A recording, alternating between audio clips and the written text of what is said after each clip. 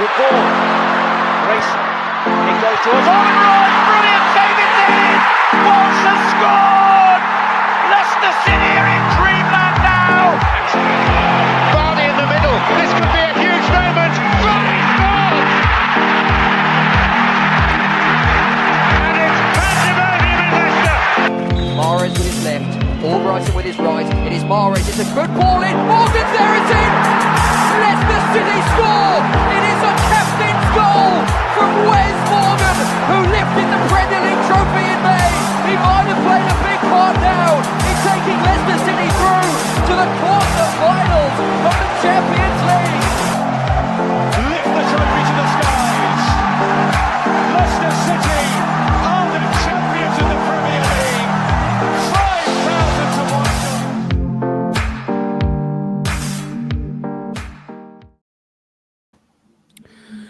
Good evening and welcome back to Blue Tinted Glasses for a latest news, rumours, live stream, all of that good stuff. As Fossub said already in the chat, yes, a Friday stream, which is unusual on BTG. We don't always do a Friday stream, but I thought we'd do one today because we didn't have one yesterday either. The late night Leicester stuff will be back soon, I promise. Anil, what's going on, mate? How's things with you? Oh, good. It's funny. There might be another one next Friday because, of course, the championship is just 1 week away. It's crazy. August already. Kick-off next week. We've made a whopping one transfer so far, which I'm sure we'll talk about. But let's hope we'll get in a few more before that game against Sheffield Wednesday. It's on Sunday, actually. So we've got 9 days, haven't we, before we kick off? Yeah, absolutely. As I said the other day, we are going to do I'm going to do a watch along for the Birmingham Ipswich game because I think that's going to be quality to watch. The opener. How can I not do a watch along the opener of the championship season? So yeah, we're definitely going to do that. Get your comments in, everybody. Make sure to get your comments in throughout the stream. I'm going to bring a few up now. Good evening, everybody's from Valtteri. I always think Valtteri Bottas. I hope you're doing well, mate. League One starts tonight. Exactly. Daz, Wow. evening to you, mate. League One and League Two start this weekend. Daz, evening. Fossub, if we play, that's true. And Craig says, hi all. Yeah, I mean, let's start with that quickly.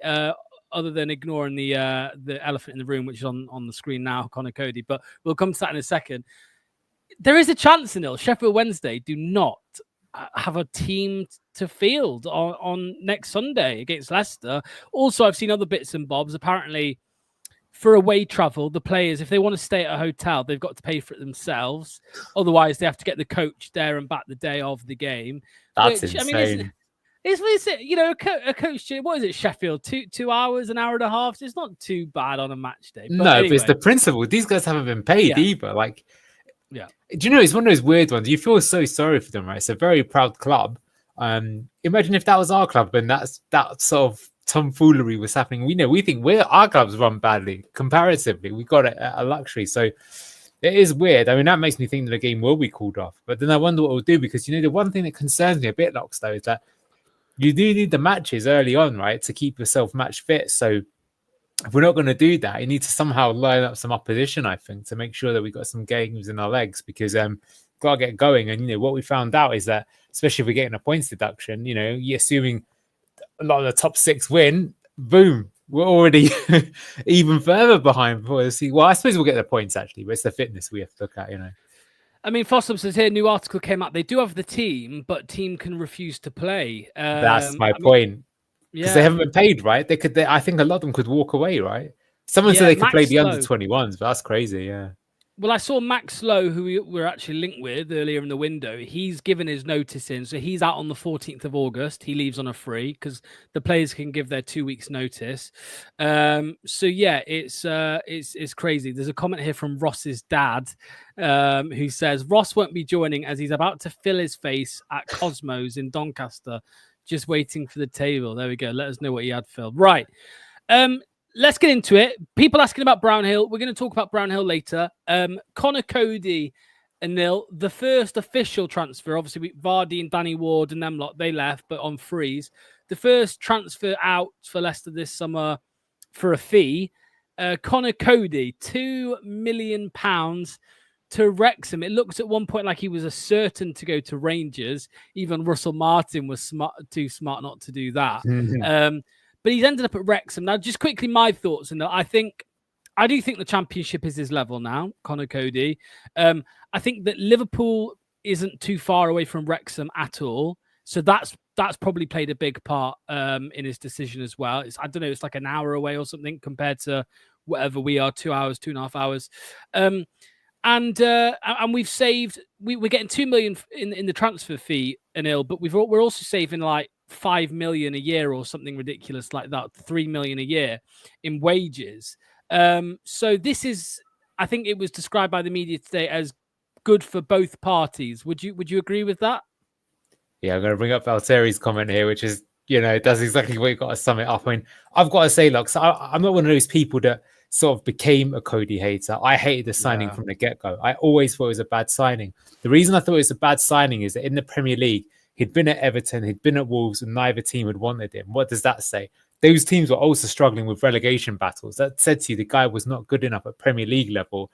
At best, he could play in a back three. So when we signed him for £7.5 million, which is outrageous. He was at best going to be good for the Championship. And as we found out in that season, he wasn't even particularly good in the Championship, right? And by the end, Enzo, who knows a player when he sees one, was going for Ben Nelson above Conor Coady because he worked him out already. So that it was never a good signing. And then as a person, I think he also extremely disappointed. It's just all like PR. He's going to end up in the media having like a gig on Match of the Day or something like that. But, all this talk about standards. And do you remember that one? Because, we're all in it together after we got smashed 4-0 or something like that. Yeah. Guys spent more time. I was going to say, he says like, oh, it's one of the best dressing rooms I've ever been a part of. Yeah, of course it is, mate. Yeah. It's all the thing I hate in football, Neil, buzzwords. It's buzzwords that people use. I don't know if have you seen the video that's been doing the rounds today, mate, of what's the Middlesbrough manager? No, the Middlesbrough manager's name, the one who was at Luton. Rob Edwards. Rob Edwards. So like, yeah, there was memes doing the rounds like last year that he's like really media trained, like extremely media trained. But there was a video yesterday of him like talking about Middlesbrough saying, oh yes, this is a dream come true. Oh, I look at the stadium, this club's massive, and just doing the usual stuff. And Conor Coady's already at it because he's referred to this as a dream or something like that, today, him joining Wrexham. So yeah, but also, Anil, let's not beat around the bush, mate. He will absolutely love being on the cameras, on the microphone for the Wrexham TV series, won't he? Absolutely, which is why it's probably, as I said, it's the deal best for all parties. So I think he probably will be loving it. The only thing is, though, with Wrexham, they're going to get found out, I think. Danny Ward and Conor Coady, they signed in the same team. Well, maybe it is still good for the Championship. I mean, because to be fair, I was thinking about this on the way home, just from the gym right now, and I was thinking, the thing is, even though we don't rate Coady at all, if you're a team that's just come up from League One, right, and minimum thing is you've got to stay in the Championship. To be honest with you, here's a good signing for them. So it does suit all parties at both rounds. What I just want to say here, there's some great comments coming up about him though, is that if anyone at the club is listening, do not repeat the mistake. Going to say that again, loud and clear. Do not repeat the mistake. Because when he was supposed to be going to Rangers, what the hold-up supposedly was that, Leicester wanted to line up another experienced defender, so they had someone to replace him. No, don't do it. Don't do it, right? A Luka, Ben Nelson, get Tom Wilson-Brown back or something like that, or loan a defender. Don't go and sign a Michael Keane or Craig Dawson. You know what, Locks? I got a feeling they probably will. But I hope they don't, because that's what was sort of, really, worries me a little bit. But yeah, good riddance, I say. It's funny you say that. I was just trying to find a comment. I don't know if it's been deleted. I think it's on here. Let me have a look. Bring Ben Mee in. I'm not sure on this one. I just don't think it's what we need, Anil. Why? What is the reason? Because if you're talking about, I mean, I've been in spats on our WhatsApp group today with some of the viewers. So I apologize if I've upset anyone. But people talking about experience. We need more experience. No, we don't. We don't need more experience. We've got enough of it. We've got enough. You know what I've been saying the last few shows, Anil? James Justin is like the type of experience that I like, because he's 26, I think, or 26. He's been around the club a long time. He's the type of, why people act as if experience means you're 30. Like, as long as you're 30, that's good experience. No, you could be 25, and it depends how long you've played, right? Yeah. JJ's been playing, I think, professional football since he was like 19 or 18, right? So he's very experienced. So and he's actually a player that is worth having around. You can use him, you can play him, and he's going to improve the squad. Whereas Coady isn't doing that. There's a comment. He was already on the way out by the time we signed him. That's why that signing made no sense. Harry Winks, people aren't his biggest fan, but I do think that he was a realistic Yuri Tillemans replacement for a team going into the Championship, and thus he performed. So I think that was an okay signing. The Coady one was never good. But just quickly, before we move on to the other signings, though, something I just want to bring up, though, maybe get your thoughts on this, is that the Premier League has gone absolutely mental again this season, right? Mental. Like, when you're seeing some of these fees, like, the Florian Wirtz, Isaac might be going for over 100 million. You've got Mbeumo and Cunha. I think they're the ones that really worry me right now. 60 million for players like that. You've got to remember that Leicester's transfer record still remains 32 million pounds for Yuri Tillemans. And what I was thinking, this might lead on to a play you're going to talk about a bit later, Locks, is that I think fundamentally, I personally think this is worrying for all clubs. And I think teams have got to have a completely different strategy these days. I think if you get suckered into playing that game and paying those kind of fees, you're doomed. And that's why you end up signing players like Oliver Skip. Oh, because they're Premier League proven for so much money. You can't do it. I think you've got to be imaginative. You've got to be a bit risk-taking. You've got to go for more gamble signings. Now, some of them aren't going to work out, and you're going to look stupid for it. But I just hope the club sort of does that way. I will say one thing, which is possibly good, which is that actually investing in the academy could be the way to do it, because that's really what you've got to do. I think you've got to, for a club like Leicester to really compete and try and be upwardly mobile, I think you've got to be looking at like 5, 6, 7 players come from the academy and playing in the team every single year from now on, right? Because you're going to always be selling them to make money. But it's like, because, inevitably, if we do get back to the Premier League, we probably will now spend 40 million pounds on a player. I think it would happen if we didn't have PSR, because you'd have to do it, right? But just because you spend that amount of money doesn't guarantee the signing is going to come off. There's been a lot of, look at some of the signings that, like, Jack Grealish has been a flop in my opinion. How much do they spend on Calvin Phillips? So you can spend that kind of money and still flop. And for a club like Leicester, we're doomed. So I just wonder about that, because I think, I don't know, but then at the same time, it's like, say the Ben Mee, which is the thing you were talking about. The problem is that you're signing a player who's not going to be good enough in the Premier League. So you've got no chance really of doing it. It's a bit of a weird one to try and sort of, figure out what to do. Yeah. I've just seen a comment here from somebody saying the Isak deal's off. I just read Ben Jacobs said they bid 120 million pounds plus add-ons. That was the bid from Liverpool to Newcastle, and Newcastle just rejected it. They were like, "No, I'm all right, thanks." Yeah. So crazy stuff. Let's see some of the comments here. Let's see what people are saying about if there's any more about Coady. So 40 million with Euro, by the way, with add-ons, it was 43 million for no, I think that was Euros though. I'm pretty sure, because John Percy, there was an article about it. I mean, look, even if my point is, I guess, is even if it is 40 million, I could name you so many clubs: Wolves, Bournemouth. I love the Crystal Palace. A lot of teams in that league have spent a lot more money at that multiple times. We've only done it once, really, that sort of money. Agree totally. JJ should be the oldest and most experienced. The rest should be fast twitch. There we go. And another one here I wanted to bring up. From what Fossum says, think we have big chances to stay up next year if we go up. Loads of deadwood going out. Yeah, I mean, we've got a lot of players out of contract. That's going to be a crazy. John Rodkin's going to have to be busy during the season to figure that out, what's going to happen next summer, because we've got like 7 players out. Well, no. Yeah. And this is the argument I was having. We were talking about Winks in the group chat earlier. Yeah. And if we get promoted, they'll give Winks a new deal. It will happen. So sell him now if you can. Yeah. If you can get £2 million for Coady, you can get £2 million for Harry Winks. Younger, you'd say better. I would say better. Right, let's move on to, I don't know what order this is in tonight, so it's a surprise. Bilal El Khannouss, Anil. So this one's, I just feel like it's just going to go on and on and on all summer, to be honest with you. There's, different reports over the last couple of months suggested there is a release clause. There's not a release clause. The latest stuff from Sasha, who's usually, especially with Bilal, I think he called it for us. He called it for us. So yeah. So he's clearly got links to the management, the agents. He reckons there is a release clause that expires middle of August. I think the 15th of August or something like that. Sunderland were interested. Leeds now are the favourites really to get him. And also Leipzig, because they're losing Xavi Simons to Chelsea. Yeah.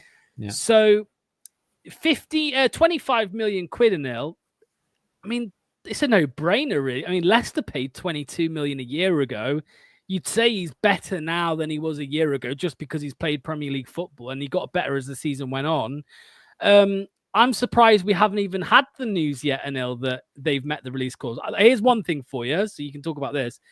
Maybe they had this meeting, apparently. Maybe he's not keen on going to Leeds United, a newly promoted team. That's why they haven't met the release clause. That's what I think is probably the case. So I think we know he's going to go, and that probably is his sort of like, that or Sunderland is the option he doesn't want to go to, but he'll take it if nothing else materializes. But because he probably knows, he's played in the Premier League now himself, he knows what's going to happen. Is that most likely he's going to go to that team, and he's going to find himself in the same position in 12 months' time. So he wants to go somewhere a bit more solid. I am really surprised though that no one's picked him up. I mean, are these guys blind? I mean, for that kind of money, I mean, like I said, I'm going to mention those fees again. When people are spending £60 million, look, Cunha, great player, and Mbeumo, I think, has been improving every single season, but that is a lot of money for someone who's only really had one breakout season. So that sort of money plus the wages you're going to pay is not really much at all. I'm surprised teams aren't taking a risk. I feel like a no-brainer and move on. I actually got a feeling he might end up at Everton or something like that, because they apparently need to make 7 or 8 signings and they can just do it like that because of the transfer fee. So look, he's going to go, but respect to me, he probably might even know himself that, like, he'd piss off the fans if he goes to Leeds. And it's like, regardless of what happens, he knows that a crowd was always quite welcoming to Bilal. Like, multiple times he got taken off and the crowd was booing, not him. They're booing the manager. Like, what are you doing? He's the only guy in the team who's got any quality or fight. So, it's going to be sad when he goes, just because I still wonder how far he can go as a player, but he's easily a Premier League player, like, top half Premier League player, very good player. Yeah, I mean, I've seen some Leeds fans today, mate, saying stuff like, look at his numbers, 3 goals, 5 assists. He's crap. I'm like, what are you talking about, man? That is fair. That is fair. But I actually think, again, though, that's why I think that, like, the Premier League market is busted, right? Because just because someone's done it one season, right, you're not guaranteed to do it consistently, right? Yeah. And that's what I feel a lot of teams are doing, is they'll start, like, I wonder what happened with Victor Gyökeres, for example. That is an exciting signing. But, is that going to be just because he scored, like, I don't know, 250 goals or whatever? And no, he hasn't got that many. But you know what I mean? A ridiculous amount for Sporting. It's a different division, different style of play. Can he repeat it? I'm on fraud watch. I think he's going to flop. That's my prediction. A lot of people would say so. Let's see. He can't be worse than Kai Havertz, surely, but we'll see. But then you look at some other strikers. That Darwin Núñez was signed on his stats, didn't work out, right? To be honest, Rasmus Højlund only scored 8 goals, I think, for Atalanta, so maybe that one's more relevant. But this sort of stuff has happened before. So for me, I'm coming from the Manny school of scouting, which is that I think you got to be looking at the attributes and their sort of general sort of things that they can get there. I do agree that I think, especially on the goals, Bilal needs to improve his game a lot. But look at that assist that he just provided for Daka in that friendly.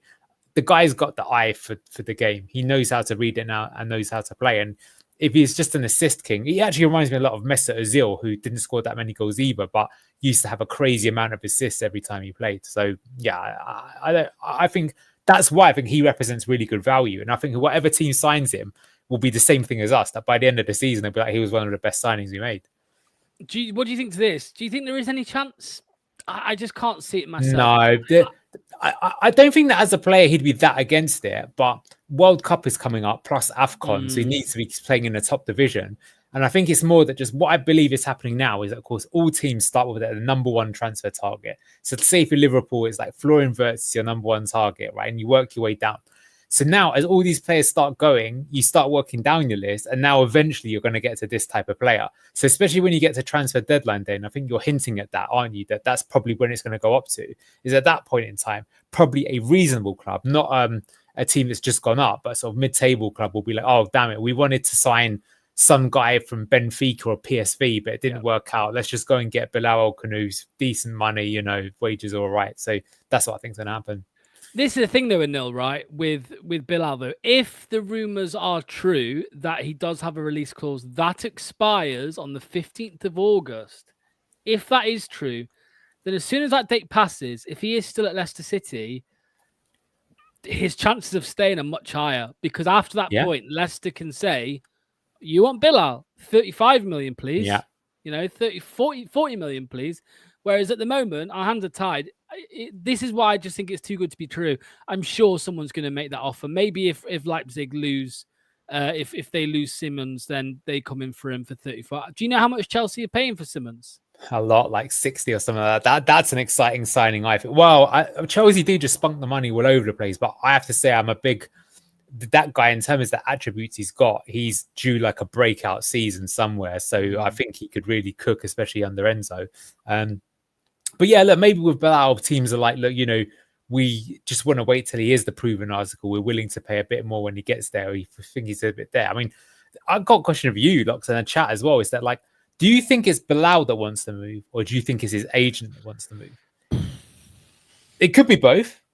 But I definitely, the agent is trying to get that move for that signing on fee, which is probably why he was like pushing for him to go to Leicester in the first place, in my opinion. Because I bet he was thinking, look, we'll go there, we'll keep these lads up, you'll be the best player, and then you'll sign for like a Champions League team, and we'll get double the payday, and everyone's going to be a winner. Yeah, I think it's the agent. I think it's a bit of both, right? Like as a professional footballer, unless you support the club, you always want to be at the better club, right? Because you want to be in a better team. You want to be able to get more assists. You know what I mean? You want to find yourselves in better positions to score goals, and you want to play in the best competition. And even Crystal Palace, mate. I mean, there's one for you. Mm-hmm. If Eze goes to Arsenal, Crystal Palace could be in for Bilal. And I actually think, Anil, that Crystal Palace would be a great move for Bilal. I think that is the type of move. I think he could do really well there under a great manager. Filling in that Eze-sized hole that he would leave.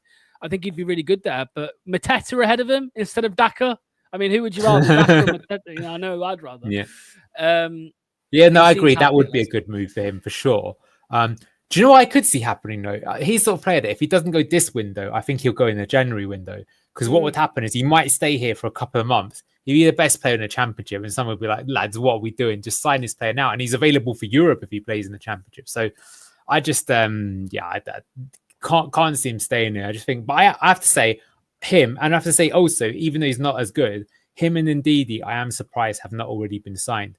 Because I just think with these days, the ridiculous fees that are involved in the Premier League, the fact that you can just get the deal done immediately and move on for what's just a solid squad player at worst, I find surprising that they haven't done it. Yeah. It's like when I play Football Manager, mate. As soon as I see a great player with a release clause, I'm like, cha-ching, I'm going to get him. Sell him on in a year's time for double the price. You know what I mean? Yeah. Simple. Right, let's move on to... Richard Kone. So here's the situation with Richard Kone. So obviously he's at Wycombe Wanderers at the moment. He is being linked all over the Championship, to be honest, and it's not a surprise. He took the step up to League One, scored loads of goals, and now he's probably ready to score some more goals in the league above, in the Championship. So initially, yeah, I am smug. If this happens, I'm very smug. So Ipswich interested. Allegedly. Preston North End allegedly bid 3 million on Wednesday. Swansea City, the reason I've got them high is because they've apparently bid 4.5 million in the last 48 hours or so. Now, I am just going to edit one thing on that graphic, which is to actually put his price tag at what Wycombe actually want, which is 5 million. There you go. So Wycombe want 5, Swansea bid 4.5. However, there was a very strange report today probably bullshit, could be true. Apparently, there's an unknown bid from Leicester City for Richard Kone. So that is the rumor today. Now, let me just try and find the image that I was sent. Because I sent it in our chat, didn't I, Anil? Where is it? Here we go. Richard Kone latest. So apparently bids from Swansea City have been turned down, but interest from Ipswich, Norwich, Leicester and Middlesbrough has been stirred. Unknown bid from Leicester on the table. Most likely Kone will not be part of the Wycombe Wanderers squad for the first game at Bradford. Anil, I've seen people raise concerns about Richard Kone, saying maybe he's not the right guy for this system, Marti Cifuentes. Maybe the Championship is just a step too far for him. He took that massive step from the Essex Premier League to the League One, scored 18 goals in his first full season. I don't care, mate. 5 million quid. I think you pick this guy up. I don't know about you, mate. No, absolutely. What I was going to say is I've got this link here. So right at the start of the window, there was this rumor that Wrexham had bid 10 million for him and the bid had been accepted. Now, at that kind of money, I'd say, no, that's outrageous for someone who's never played in a championship. But 5 million for a parachute team, even if it's a complete flop, who cares? That some of our players will be on that amount of money. Well, we haven't got 5 million yet, but we're going to come to, we've already clawed back 2. So we're probably going to have some. So, I think it's there. So, for me, I would just do the deal. I mean, because there's the problem with the parachute teams in the Championship, right? Is for Swansea, 5 million, that might even be their record purchase or something like that. Well, no, they've been in the Premier League, so they've spent more, but it'll be that's a bigger chunk of change in the. Yeah, I do. Well, he was 2 million. It was a great signing. One hit wonder, but still. But yeah, I mean, 5 million, that is a lot for teams like this. But for Leicester, it's like that's not even really in the overall scheme. Now, it's funny because on the show I've said before that I'm not really sure we need a striker, but I forgot, and someone just put it there as well with the Bilal situation, is that we have got AFCON, and with AFCON, Patson Daka and Jordan Ayew will both be away. So I guess that means you could play Jake Evans up there, maybe Mavadidi in the pinch, but we need a striker anyway, so you might as well bring someone in. So for me, that is a bit of a no-brainer. Look, my only reservation is, I wouldn't really think he could make it in the Championship, but I just said to you near the top of the show there, Locks, I think you've got to be innovative and I think you've got to try stuff, because if you're just signing, like, again, if Man United signed Benjamin Šeško, but for like 75 million, that's a crazy amount of money for someone who's still not really proven it. I would rather take these punts on players. Like, worst case scenario, you spend 5 million, he doesn't make it, and you probably sell him for like 2.5 million to another Championship team or loan him out. And the wages comparative for a team that's top of the Championship stroke bottom of the Premier League is going to be, very meaningless compared to it. So yeah, I think it's a total no-brainer. I would do it for that amount of money. People will say, well, we haven't got that much money, so you've got to be careful how we spend it. But I mean, that's an obvious position that does need to be filled at some point in time. Regardless, at the end of this season, Daka and Ayew are gone. So you're going to have someone just to make up the numbers. So yeah. And he's 21. He's 21. Yeah. So even if he is just the backup striker for the next 5 years, do you know what I mean? Like he's 21 years old. In 5 years, he's only 26. This is true as well, right? You look at Jay Stansfield. How much did Birmingham spend for 20 million? 15 million? 15 they spent on him. And not just that, but what Josh has put here, I really agree with. Like, they absolutely walked League One last season, Birmingham, with the same team that was struggling in the Championship pretty much. So if this guy was scored that amount of goals for a team that was like completely overperforming. So this is exciting in my opinion, because this is someone that's ready to kind of light up the division. One goal between Kone and Stansfield last season. There you go. And who got more service is what I would say, right? And exactly. I think, to be fair, you did ask the question, would he be suitable for the system? But we did the scouting report. You were the man that brought us Richard Kone, let's not forget.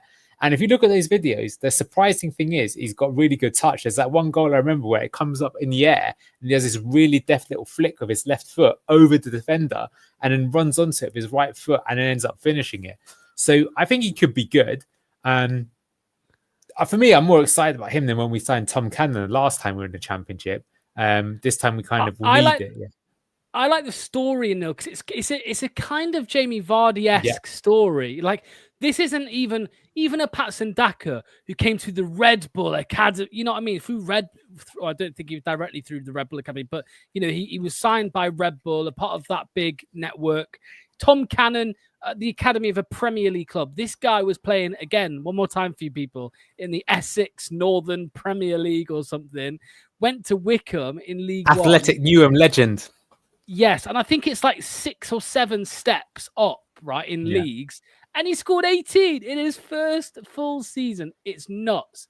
So I think I would absolutely love to see him. Just to confirm, Wax, we've been through this. So they've bid 4.5 million, mate. So apparently that's been turned down. Apparently they want 5 million, and allegedly, there's a unknown bid on the table from Leicester City. So yeah, I would love it if we signed him. I would love it if we signed him. Love it. How much, can I ask you, is too much money though? Because to me it does feel like there's a bidding war. Because 5. surely 5. Okay, so what if someone signs up for 5.5? Are we not interested? I'll go to 6. Because at some point, because do you know what I think will happen? Is I got a feeling that probably will happen. Because if I was any of the teams in the Championship, that's not a lot of money for someone that's worth taking a punt on. So you might as well do it. And like I say, I think 10 is definitely too much. Yes. 7.5? I don't think 7.5 is that ridiculous in my opinion. 5 is good business, but 1 year left with his deal. 1 year left. Yeah, but if you go in the Premier League, you're not going to sign him, right? You want him for this season. If you're going to sign. One thing I will just say though is he is Ivorian, so there is Ivory Coast have got a good team, but what if he ends up in AFCON as well? Yeah, well, he's not been called up yet, but you're right. If he hasn't got any Leicester caps and scored a load of goals in the first half of the season, and it's like Abdul Fattah. Abdul Fattah wasn't really near the Ghana squad, and then at Leicester he broke through. Yeah, 7. Yeah, that sounds about right. Yeah, 7 million on the pack of Walkers for sure. Send them someone like Guanya on loan, says Rye. Yeah, why not? Yeah. Just quickly as well. Sorry, Joe, I missed this, mate. Joe Wright becomes a member. That was earlier on today, so thank you, mate. Much appreciated. Yes, Joe. Right, let's move on to the next name on the list, and we have Begovic. Just quick thoughts on this, Anil. Asmir Begovic through the door, the first signing of the summer, free agent. For me, mate, this is like, because people have been getting on at me for being negative about it. It's not that I'm negative. It's just, for me, it's a nothing signing. Like, I don't have any feelings for it. It's like, he'll probably play 5 games this season. That's it. Do you know what I mean? He might not even play that. I mean, for me, this is like the Alex Smithies signing that we made. Yeah. A while ago. You're right. He'll probably play in the cups. He probably will get some games and all that. But yeah, it's a fine signing. It kind of makes sense. Well, what are they going to do with Stevie Balsall then? He's feeling a lot in pre-season at the moment. I got to be honest with you. He looks a lot more raw though, in my opinion, than Stolarczyk did. But I think he's only 18 or something like that. So it does make sense. So yes, move on. I mean, what else there's really to say? I mean, what I will say is that. Yeah, I think he's more professional than that, though, to be fair to Begovic. Because put it this way, if Stolarczyk did get injured again for 6 months, because he did at the start of last season, didn't he? If he was out for a long time and Begovic had to play the entire season, you wouldn't really... You might even be better, as crazy as that sounds. I mean, I don't want that to happen because you need to develop the player. But he is literally a safe pair of hands, which is more than can be said for Danny Ward. So there you go. And I've got a feeling because he's worked with Marty before, if Marty's still here by the time we get to the Premier League, he just becomes the goalkeeping coach. He's got to be being groomed for that. So I don't mind that at all. So I think it's a fine signing, yeah. Yeah, I totally agree. Yeah, totally agree. Goalkeeper coach, we do need one. I want to touch on James Justin, Anil, because he's been linked to Leeds United. He was also linked to Besiktas earlier in the window as well. What do you think to this? I was having a little debate with people. Yeah, there's somebody saying Bamford. No, thank you. Please no, please no. Like, there are some people in Nil who would rather Bamford over Kone because Bamford's played in the Championship before. Experience. Yeah, exactly. Crazy. Justin, what do you make to this one, mate, to Leeds? Like I said, if you asked me 6 months ago, I would have said, yeah, get rid. 10 million quid, yes, please. We did the buy, sell, keep thing the other week, and we said sell at the right price. Let's just say an offer, his transfer market value, which is obviously vague, is 13 million. Let's say Leeds put up an offer of 13 million. Do you think the club should accept that? Oh, they're going to definitely take it. I think a more interesting one is what if it's half that amount? Would they take it? They And can't. I says, no. 6 million. He's only got a year 7 left on million? his deal, doesn't he, Locks? That's true. Yeah, that's true. Listen, I said this before. He's especially in this division. He's a great player. I think in Marty's system, he would smoke this division because he's going to be pop. Just we showed in an analysis show. He always scored that amazing goal. So it'd be great to keep around, but you know, as he's on the last year of his deal, we've got to be much better as a selling club. So it's either you offer him a new deal or you move on. And I think the concern of offering him a new deal is, you know, you don't want to block the way maybe for a Luka and people like that. That said, you know, if he's 28 at the end of the year, if he's in the Premier League and he's got like a 4-year deal, could be okay. But he started to look found out, you know, after his ACL when we got relegated the first time. And that he was unfortunate during Cooper's reign because Cooper hung him out to dry. And he definitely improved a lot under Van Nistelrooy. But that back four basically has got relegated twice. So I don't think he's the answer either. And I've said this for a while. I really like James Justin. I've got no problem if he stays, but I actually think for him individually, it might actually help him if he moves somewhere else, just because it's like, do you know what? It's like being in a relationship for a long time and a spark's gone out of it, sort of thing, you know? Maybe it's worth, don't know. So, like I say, if he stays, I think he will be really good in this division. He'll still be a decent squad player in the Premier League, but look at how many people are out of contract at the end of the year. As you say, it's a lot of players. Two of my concerns, Anil, would be, can you get somebody as good as James Justin for 5 million? If you sold him for 5 million, could you replace him for that? Do you need to? Well, then my other question would be, if I was John Rodgers, if I was playing Football Manager, right? If this was Football Manager in real life, you would be looking at get Victor out. He's worth more than JJ, you'd probably say, because he's got longer on his deal. I think he's got 2 years. I think not one. Sell Victor and keep JJ. That's what I would do. Would you not do that? They might sell both, because just think about the fullbacks we've got at the club at the moment, right? We've got Victor Christensen, Luke Thomas, and James Justin has been playing at left back in pre-season. So there's 3 left backs there already, right? Then right back, you've got Olabade Aluko, you've got Ricardo Pereira, and then maybe James Justin, or maybe Hamza Chowdhury even, right? So, okay, let's call Hamza Chowdhury as a right back this season, and Ricardo and Olabade Aluko. So that's 3 right backs, and I mentioned you got 3 left backs. So you don't need to replace him, in my opinion. Now, you could say you're not Luke Thomas's fan, you're not Victor Christensen's fan. I would agree. But in the Championship, they're way better than most other teams have got. So I don't think you need to replace him. And I keep saying this as well, is that I think for me, I would rather, if we're going to bring players in, it's got to have one eye on this player could at least do something in the Premier League, or is such a sort of risk-free investment like the Kone one that you're not really worried about it. Because, you know, what about that what's he's called, Max whatever, the left back from Sheffield Wednesday? It's going to be Max Lowe. That's his name.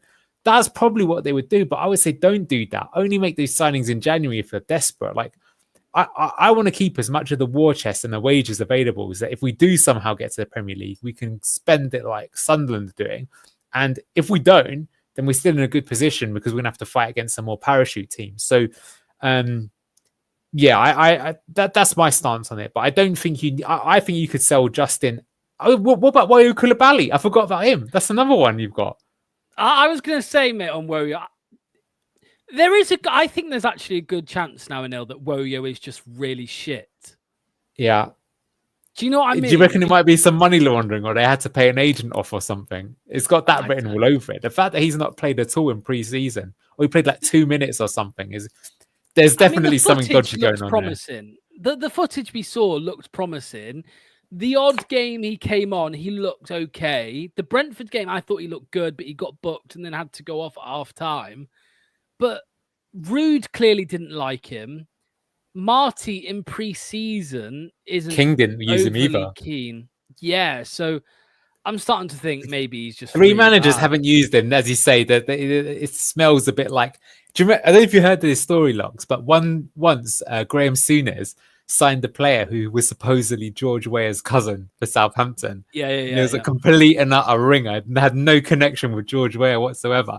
He put him on for 20 minutes and took him off. It was like, no, we made a mistake. Yeah.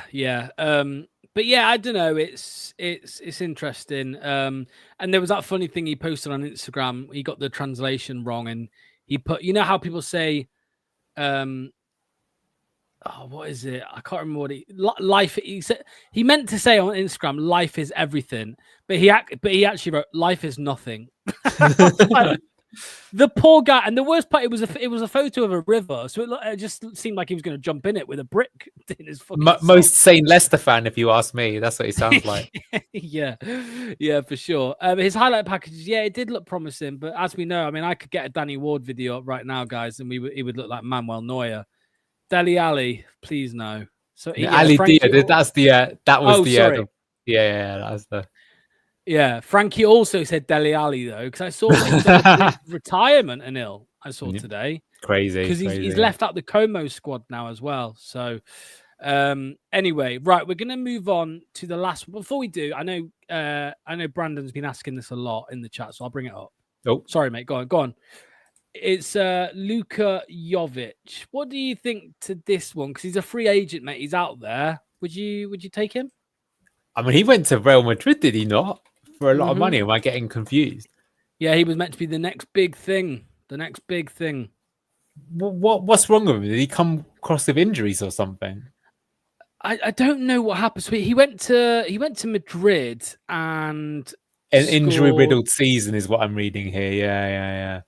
Yeah, he scored 3 goals in 36 games, and he's struggled since then. Yeah. The big one was when he went to Frankfurt on loan. Yeah.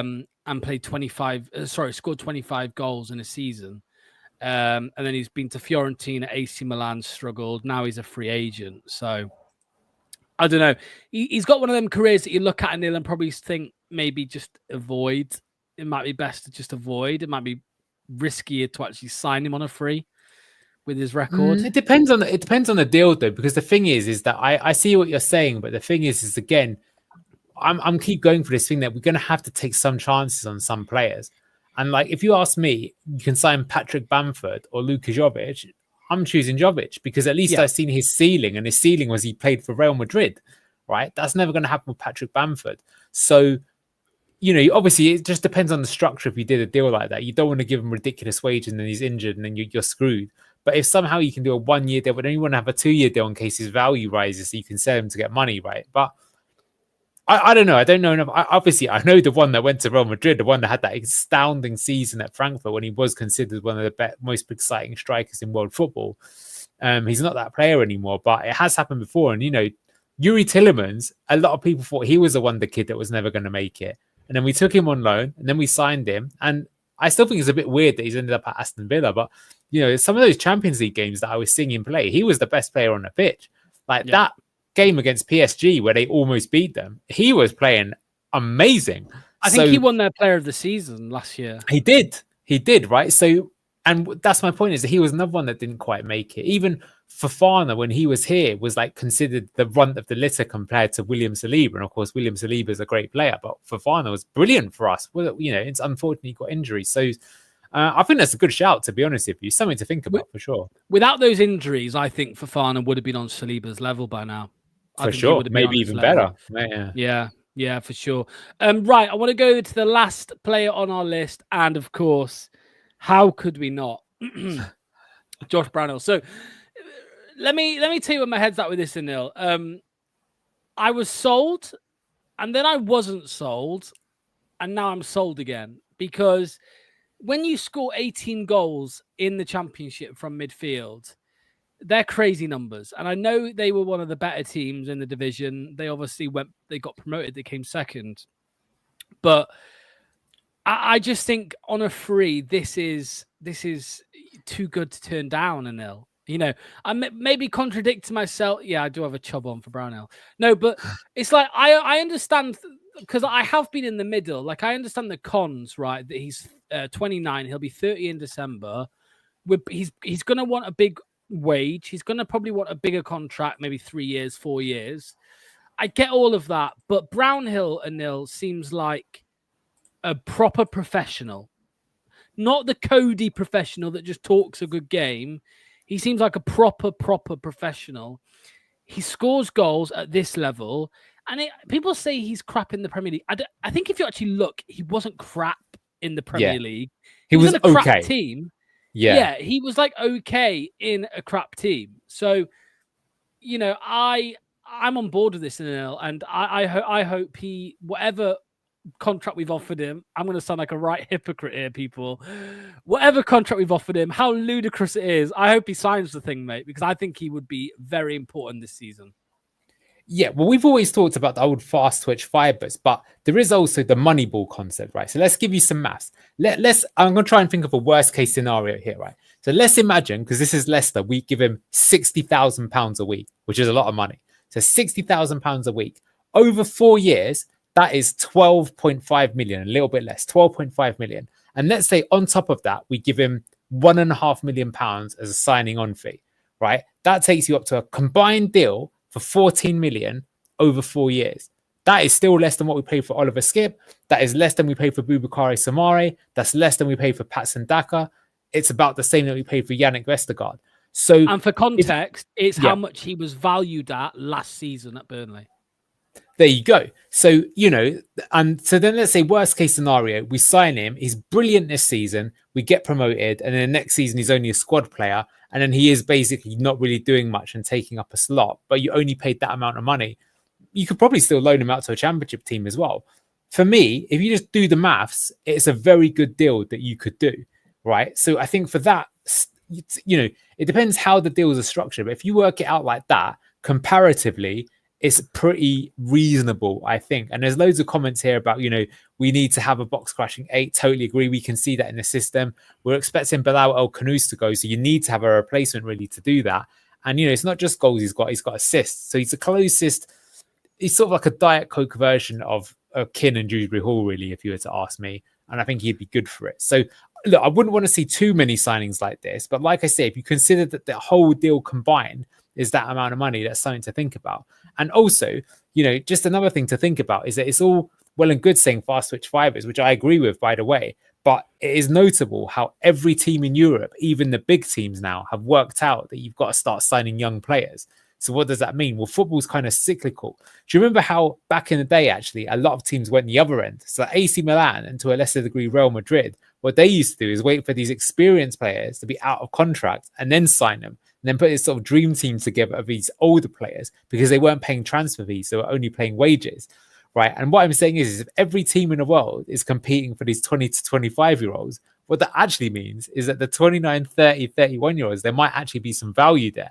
So as long as you don't fill up the team with it, and I mentioned there, like if the idea is that we're going to have 5 academy players in the team at every one time, then having a couple of older players who are still good right now is worth it. So yeah, I just think about it. The more you look at it, unless someone can give me a very, very realistic option that we could sign guaranteed, which I'm not really buying right now, it'd have to be a player on loan. I think it is a good signing to make because even if he doesn't get that many goals, by the way, Burnley were not an attacking team at all last year. So to get those goals for that team is even more impressive, in my opinion. They were the 0-0 and 1-0 masters. So the fact that he got that many goals for that team makes it even more impressive for me. And I'm not comparing these two players in the slightest, so please don't get it twisted. But it's what people used to always say about Frank Lampard. Like getting a midfielder who can score goals is very, very important and very difficult. And I'm going to sound like a hypocrite here, guys. But Ragsy says, not interested that he's been great in the Championship. All that matters is, will he be good enough for the Prem one day? I don't buy that, Ragsy, because I know you, Ragsy. Your number one priority is getting promoted, right? So, if Josh Brownhill would instantly improve our chances of getting promoted. I'm sorry to say that people will disagree, but he does improve your chances of getting promoted because he's done it and he scored 18 goals last season in the Championship. So, and 6 assists, right? So, yeah, I just think, somebody started throwing hypotheticals about, what if it's a £10 million signing on fee? Well, that's different, right? That's a different situation. If you want, but to be fair, Rob's put this comment, so I've just done it quickly. It's fair enough. If that is true, that he was offered 90,000 a week at Burnley and turned it down, if we were to offer that deal on a 4-year deal, then that takes it up to 18.7 million. So probably with a signing on fee, it could be 20 million. That is still a lot of money, but it's still around the same sort of money as Skip. And I would say, unlike Skip, this is someone who has, to be fair, that Skip might have retail value. So I agree. I think if it's 90 grand a week, I would say no. But as I said, it depends what the deal is available there, but it could be, a proven box crusher is always good to have, right? I was going to say, Tony, this is true, but Bilal's leaving, mate. So yeah, are we a weaker team with Brownhill? Sorry, are we a weaker team with Bilal out and Brownhill in, or Bilal out and nobody in? Obviously, we're a weaker team with nobody in, right? So if Brownhill's available, he improves the squad. We would, if the options were keep Bilal or get Brownhill, it would be keep Bilal. We all agree with that. We all know we would rather Bilal, but we think Bilal's going to go. Josh said, I do think he'll suit Marty's system, which bingo. Yeah, it's made because for he's him. He's a very adaptable came from player. Man City. He's got that technical skill. That's what I don't think people realize. And I am a bit surprised that he hasn't ended up a sort of like lower half Premier League team, because he's definitely good enough at that standard. Yeah, 100%. Right, before we finish, I want to just do some little jiggy here. Switch the cameras around. There we go. And I'm going to bring this up on screen now, what you sent me earlier. So this is, what is this, Anil? This is the transfers in the Championship so far, right? Well, these are the most recent transfers. There's some interesting ones here that have been going on. So, for example, that's Sidibe, who's just gone today to PSV. Yeah, he's like England under 21 midfielder, like really highly rated. I wonder what the fee is. Maybe Manny will know more about that one. But when I see like the Hayden Hackney one going for 20 million, I see him going for like probably a fraction of the price. It's a good one there. Someone like Rian Brewster, that's a striker. I mean, obviously he cost 20 million pounds at some point, gone for free to Derby. Crazy. Yeah, I just think it's important to keep an eye on what the other teams are doing, because, you know, you've got to sometimes work in the market. Let's see who else is sort of going there. I saw that Palace. Oh, this Joel Ndala. Then if anyone's played Football Manager, bit of a wonder kid there. I'm quite interested to see how he does. It could be very promising there. Hull utilizing because they've got an embargo, right? So they're going for the freeze and the loans. Because I also saw they signed Lundstrom as well on a loan. This guy's meant to be decent, David Ozo. That's what I was going to say, but it's only a loan. But watch out for someone like that. I mean, that's two potentially promising ones that the sheep shaggers have made. It's not terrible. I saw somebody say this guy is legit like the Kante regen as well. Apparently he's meant to be good. £3 million to Middlesbrough. Bednarek, I did not know Bednarek. How did they pull that off? That is a masterstroke, whoever the DOF is. That's a guy who's been on the receiving end of 2 9-0 losses, and they sold him for 7.5. 2 9-0 losses, 2 relegations, and they still sold him for 7.5 million. Crazy. Luke Harris, that was a good one on loan. If you scroll up, it's gone from Fulham. Oh, this happened, did it? Oh, that's a shame. Yeah, I mentioned that one. That one we heard Leicester were in for. I think it would have been a mistake to sign him. I just don't think we need wingers. But yeah, Luke Harris, he's really highly regarded at Fulham, so Oxford have got him. Something to watch out for. Cash in to Birmingham, by the way. That is someone we were linked with a while ago. Now, yeah, we've got to talk about Birmingham. I mean, that is, obviously that's why I think the game next week is very interesting, Ipswich versus Birmingham. But what was your prediction for that game? I'm very interested. This is why I want to do a watch along. I'm very, very interested. There's Jeff Schlupp to Norwich. I'm very interested to know or to see how Birmingham are, mate, because I can't decide whether they're going to be really good or just flop and be really shit. Do you know what I mean? Yeah. It's hard to say. But look, they've made some transfers. I still think they've just got their squad up to championship quality, like playoff quality. I don't think they've got their squad to top 2 quality. Yeah, not yet. So, but that squad in a one-off game at home under the lights, first game of the season with the positivity. That I'm extremely interested to see it as well. I agree. I think their squad is probably what will mean that they can't go for top 2, because for top 2, it's not just your team's got to be good. You got to have a squad. You got to have like 2 legit players at every position, right? That's why we were cheating last time around. We had Kelechi Iheanacho, Jamie Vardy, and Patson Daka. That's 2 players that cost over £20 million and one that scored over 150, almost 150 goals in the Premier League. That's ridiculous, right? But we'll see. But they are making a lot of signings. We'll have to see how they're doing. Yeah.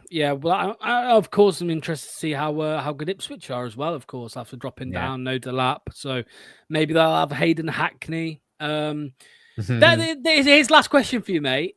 I know what the data says because I've seen the data. I've compared them. Brownhill on a free, Hayden Hackney for 20 million. What's the better deal there? No, I still think Brownhill is. I think that's a lot of money. Brownhill's a better deal. Yeah, just because I think Hackney's too unproven for me. He could. I mean, look. Do you know the reason why I would say that is that the team that, if they're interested, you should be interested, is Crystal Palace, because Crystal Palace, here are players they've got from the Championship over the years: Michael Elise, Ebrechi Eze, Adam Wharton. There's more that I could name. So if he was that good, Crystal Palace would be after him, and they're not. So that doesn't mean he's a bad player. He's clearly a good player, but 20 million is a lot of money. And I think when you're spending that amount of money, the expectation is they must be good enough to play in the Premier League. I think, to be fair, he looks like he probably is good enough to play in the Premier League, but I reckon he's about Brownhill's level. So, yeah. And just younger. Yeah, which they're probably thinking is the resale value, or he can be there for a long time. So it's not necessarily a terrible one from their perspective, but put it this way, it's like, I think if we go up, I would be skeptical over signings like that. I think you need to gamble a bit more on like real kind of like. I also think, by the way, that for Middlesbrough, I don't even think he's their best midfielder. I think Finn Azaz is their best midfielder, and I think if you look at the stats, it will back me up on saying that. So we'll see. That he could be a good player. Yeah. I didn't think Adam Wharton would be that good, and he was ridiculous, right? With how good he is and how young he is, I don't think on Hayden Hackney, I don't think you'll get much of a resale value on 20 million though. Like I can't see Hayden Hackney ever being sold for 30 million. I could be wrong on that, but yeah, but just to put it into context, right? So Adam Wharton, I think, was signed for 17 million, and 6 months later he'd been linked to a 60 million pound move to Liverpool. And I'm not saying they could get 60 million, but I think they could get 40 million for him in minutes if they put him on the market for that kind of value. So that's what people are looking for. But he was 19. He's not 23. That is a huge difference, I think. So that's why, like I say, I think it's an okay signing, but I don't think he's that different to Skip. But I think he probably, just because of the physicality, he looks better. I think that's the problem with why Skip was always a dodgy one. He's just slow and short, right? It's like, at worst, if he signs something he's fucking massive and fast, at least, that helps you in some regard. If you're smaller, unfortunately, your techers have got to be so much better to carry on for you. Like, I think an example, for example, Yuri Tillemans didn't have the best stamina, but luckily he had some of the best passing of any player in the Premier League. So he made up for it in that regard. Yeah. Right, we're going to end it there. Thank you, by the way, because there's been over 200 of you for the majority of the stream. So thank you, much appreciated. We'll do a Friday stream more often, starting with Birmingham versus Ipswich next Friday night. So that'll be a good one to watch. So make sure you tune us for that. And then, of course, we'll have the watch along for Leicester's first game, if it goes ahead, on the Sunday. I'll make a promise. If the game doesn't go ahead next Sunday, for whatever reason, then I'll do a watch along for one of the other Championship games that are on at the same time. I'll tell you what I'm going to do in my evening, Anil, because I've only seen the clips online. This Birmingham documentary, I'm going to go watch it because it looks pretty good. It looks pretty good. Yeah, with Tom Brady, the clip doing the rounds, obviously with Rooney. It's so funny, man. He meets Rooney for once, and he says, "I'm not sure on this guy's work ethic," which is quite funny. Is there a watch along for the Fiorentina game? Yes, there is. Of course, there is. What time is that? Is it 3:00? I want to say on Sunday the game. Yeah. Yeah. So we'll be live from about 10 to 3. We'll do the watch along for that. Right. Thank you, Anil. Thank you so much. Thanks to everybody for joining us on their Friday evenings. Make sure to hit the like button. Make sure to hit subscribe. And we will see you on Sunday, 10 to 3 on Sunday. Cheers. Bye-bye. Massive thank you to today's sponsor, Match Bingo. Over 200 grand has been paid out to players so far by taking sports betting, football and bingo and combining them into one amazing app. Make sure to get your bingo card for any Leicester City game in the upcoming season. Click that link in the description or via the QR code on screen.